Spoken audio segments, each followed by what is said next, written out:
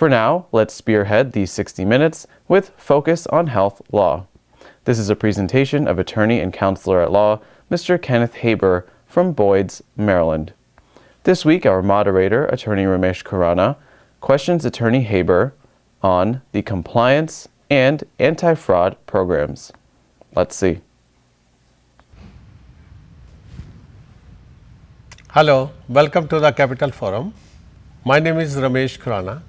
I am an attorney and having my office in Gaithersburg, Maryland.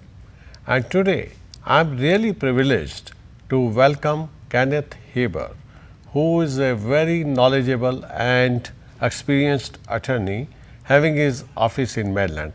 Welcome to the Capital Forum. Thank you, Ramesh. Kenneth is the former Assistant United States Attorney. His profile is so attractive, believe me, so impressive. And he is also a senior attorney in the Office of Inspector General.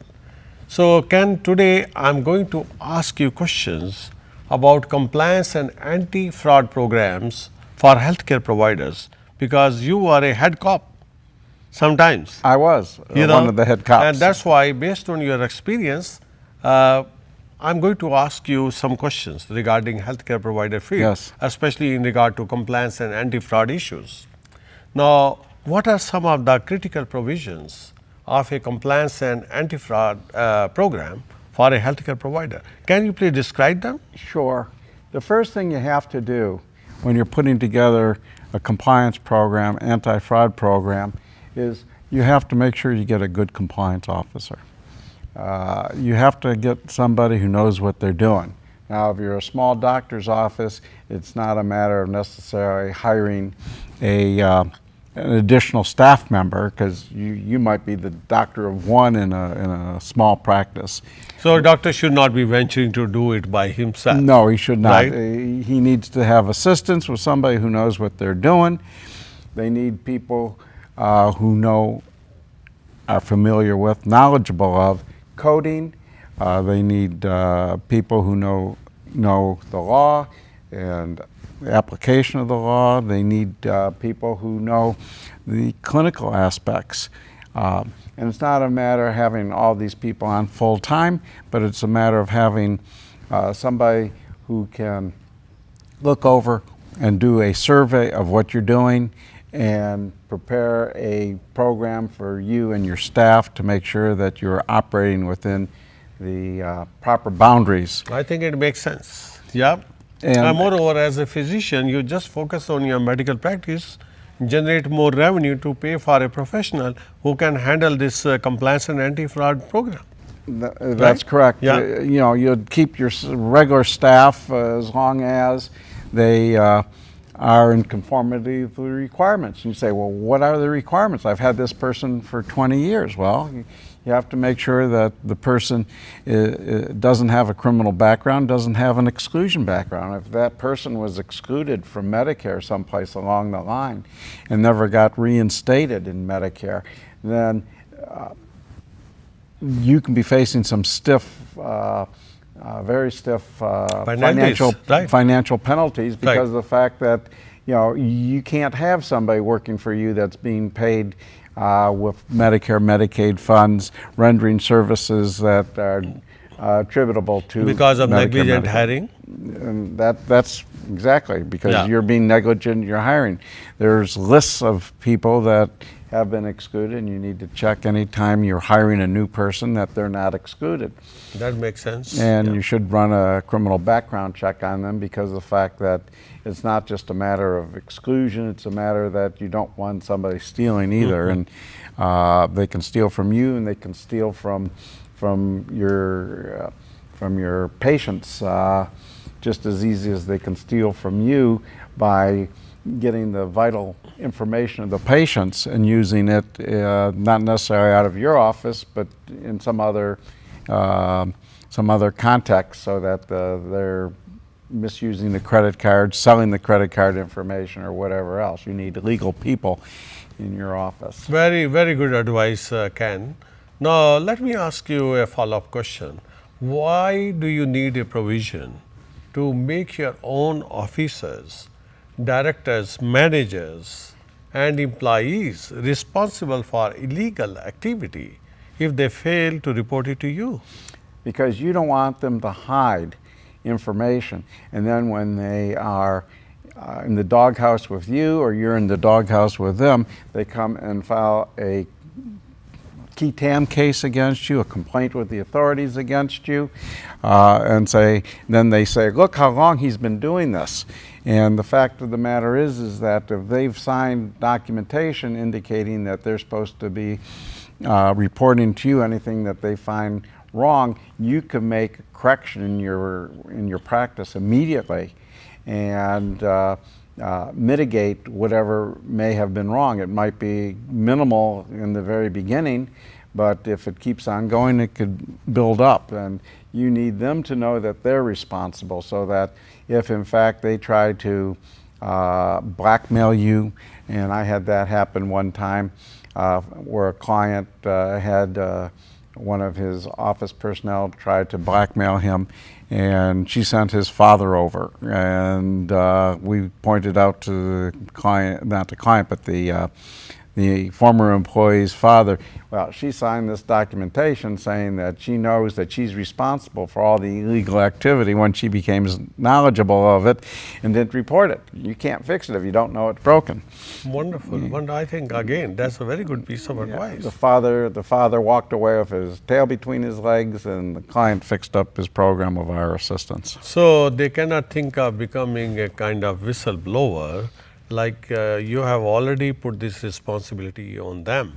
Like if you have knowledge or you are on notice, bring it to my attention. So I can correct and I will correct it. Absolutely. Right? Absolutely. If you have not done it, you are a party to it. Rather, you are basically failing in your duty to respond to me. Absolutely. Wonderful. Then if they run to the government, you can pull out and show, here it is, that they knew that they were responsible, and you find out when they first knew, and you'll find that they didn't tell me, and you'll find that they're the ones that are responsible for the last year. In that kind of situation, probably if they think of filing a whistleblower case, and that will be thrown out by the authorities. Well, the authorities probably won't take it because of the fact that they're dirty and you had no knowledge of what was going on. So you have come with clean hands, yes, right? And they're with dirty hands. Okay, got it. Now, you mentioned in response to a question that there is a need for a background checks. And we did talk about that, so that there is no allegation of negligent hiring against you. And you said that you have to do the background checks. Now, what types of background checks you should do? Well, there's an exclusion list that the Inspector General has. Mm-hmm. And if you're a small employer, you can check it yourself. You can go on their website and check your employees against their exclusion list and take care of it that way, or you can have your office manager, if you trust your office manager, to do it. And it's not a difficult thing to do. If you're a large employer, then there are companies that do this. What's the definition of a small employee? Small employer. Up to 10 employees, 20 employees? Well, when it starts getting to be administrative burden for you to do it, then you should get somebody that does this yourself. Now, when you say that you can do it by yourself, let us say nowadays there are third-party companies which will do this job for a very small amount, maybe for $20 or $50. Now, can they request those companies, which are professional companies, to do those background checks for you? Yeah, you can hire, there are companies out there that will do it, and you hire them, they'll do the background checks, they'll do the exclusion checks. So that's not an issue at all? That should not be an issue. It should be something that you just consider it as a cost of doing business, that every time somebody is hired, that you have them checked out, and that, actually, you should probably check everybody on a monthly basis. Oh, really? So basically on an ongoing basis? On an ongoing basis. Because today you are hiring a person and you have checked the background, and maybe 3 weeks down the line he is committing some criminal activity that you don't know about. You don't know about it. So, still you will be charged with negligent hiring because you did not continue with the background checking process. It's not even negligent hiring. It's a matter that, it doesn't take any intent. You cannot bill for services And if you get locum tenens people in there, you have to check them out, because you cannot bill for services that are performed by somebody who's excluded. And if you do, and you have no criminal intent, well, no one's going to prosecute you, but you're going to have to pay back all that money. So if that person's racked up $10,000, $20,000 in billables, and you got paid $10,000, $20,000, one of the Medicare contractors is going to come around and say they want that $10,000, $20,000 back from you. Okay, on that note, let me ask you another question. Now, what are the consequences if you have an excluded person who is rendering services if you are a healthcare provider? Well, Again, it's a matter of negligent hiring? no, it doesn't take negligence. Although a person can make an accusation you're negligent by not following due diligence, obviously. But you can be in good faith and just not check it, and you're going to have to pay back that money when Medicare's knocking on the doors. Worse yet, once you come to know about a violation, When you are on notice. when you're on notice, Right. and you don't correct it yourself, they have, under the False Claims Act, a thing called reverse false claims, and they could actually come against you. Once you're on notice that there's been a violation, you don't correct it, they can come against you for those violations under the False Claims Act. And there's even False Claims Acts that are administrative that the Inspector General's office has. It's called civil monetary penalties. And you don't even see, a United States District Judge. You don't see, a jury. It's all administrative. I had a case years ago where it was a civil monetary penalty, and by God's grace, we were able to get the Inspector General's office to realize that the people were acting in good faith, and they just took the money back. A lot of money, but there was an error in the billing. And Now, you did talk about the reverse false claims. Now, can you please elucidate this point? What is the reverse false reverse claim? false claim is when you've gotten a benefit from the government and you weren't entitled to it. And it doesn't mean that you had to have knowingly filed, a claim falsely, but once you become aware that you got that benefit, you got that payment, then you had an obligation to. So you have to act voluntarily and return that benefit within 60 days. within 60 days of your knowledge. Of your knowledge, exactly. And there's stiff penalties when you don't do that, and that's the. Interesting. And that's not just when you're talking about. Don't be greedy. Don't be greedy, but that's not just Otherwise, in they will healthcare. have to hire an attorney like you. That's right. Okay. Now, let me ask you another question.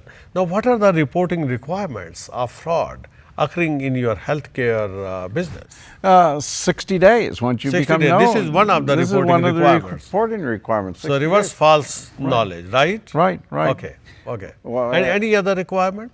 Well, you got to put them on notice, and you got to pay it. And if you don't have the money, I'm not sure exactly what you do. You go out and borrow it. Better than owing the government, but I'm sure you can work out something. Not necessarily pleasant, but you work out something where you can pay it as you have it, or they'll recoup it from your payments, or partial recoupment. But you can't just ignore it. That's the key thing. No, let us say that you have hired a compliance officer for your medical practice. Now, can you just rely solely upon your compliance officer for detecting mistakes, or you have to take some other steps? Well, you're obviously responsible for your office. If you just appoint somebody in your office as a compliance officer, and you don't train them, that's not what you'd call, substantial effort, and it's all a matter of degree. Obviously, if you have a good compliance officer and you take their advice and you keep out of trouble, then that's the best thing. But if you hire somebody, pig in a poke, and that they're not so good, it's still your office, and while you may not have criminal intent, you're still responsible for money that you I think, receive. Ken, it's the same concept like you have a junior lawyer associate in your office. Absolutely. And you are a supervisory attorney, you are responsible for that. Absolutely. Great. Cameraman is indicating time is up. I would like to thank you very much for coming to our studio and answering questions about the frauds and compliance issues regarding healthcare providers. Thank you so much. I thank you. I thank appreciate the that. viewing audience. Sure.